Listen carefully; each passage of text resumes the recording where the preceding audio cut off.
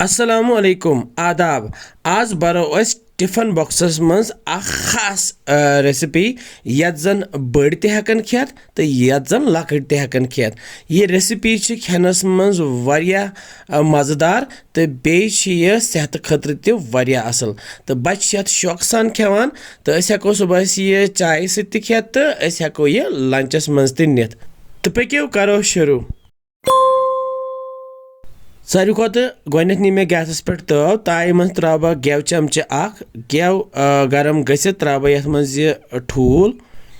ये ठूलस त्राव थोड़ा सा नून प्यूंत तो बे त्राव ये मर्च पाउडर छकरत इतकन थोड़ा सा अम पत दिमो असित इतकन फिरन तो अनहोन बे साइड ये थवन प्लेटस मज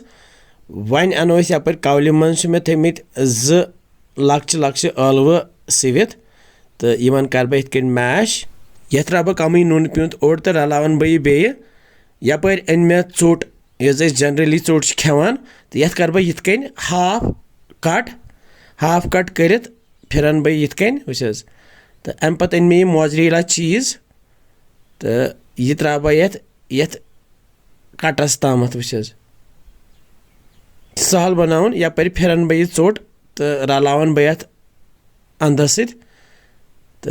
रलत फिरन बह यिथकन वन वापस वस यथ अकिस हिस्सस त्रो तो बेस हिस्सस त्रो मैश करित ळव यह दयम हिस्सा तो फिरन बह यथ पे वस तो रलावन बह यह ब्याक अंद यथ तो करन बह वन टर्न वस वन यह लास्ट एंड यथ पे थो यह ठूल इस तैयार कोर तो वटो इतकन अन तो करहन बे टर्न तो गई त्रे फोल्ड वह तैयार तो अम पत क्या कर बह इथे कन बना बह ब्याक तो यपर मे तव तय मन सू गेव प्यूंत ये मज ठूल तैयार कोर अकिस गेव चमचस मज कर जो ठूल तैयार तो अथ मज त्रो वन दोनवे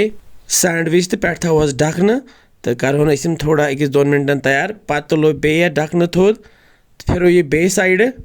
ताकि ये चीज़ गस असल पे मेल्ट तो अस बनन असल सैंडविच तो फिर था बह पे वन ढकन पे तल मे गैस थोमुत लोत प्यारो बेकिस 2 मिनटन तो वस सन सैंडविच तैयार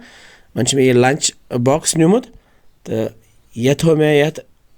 चॉपिंग बोर्डस पे तो यथ कर बह इतकन मज बाग ये ट्रायंगुलर कट वस चीज़ किस मेल्ट गमज हिस्स कर हा माशाअल्लाह तो वन ओन मे ये लंच बॉक्स तो अथ मज थवन बह इतकन सजावित वस बचन वारिया खुश गसान अमूमन बनावान ये गर तो वारिया मजेदार तो बे सेहत खतर तो वारिया असल वस क्युत असल लंच पैक बनो पे थो इतकन यह ढकन वस लंच पैक गो तैयार वहीं करनावन हाबिल सोब टेस्ट तिकाज हाबिल सोब यह मज यह लंच स्कूल निवान हाबिल सोब वन कि क्युत बनोमुत दुक यह लंच पैक हाबिल सोब टेस्ट कर बिस्मिल्लाह मज तो खुश गसान यह तुम ते बनाइयो बे मेलो बे कैसा नया रेसिपियन से तुत कल थो पन ख्याल बिहु रबस हवाल।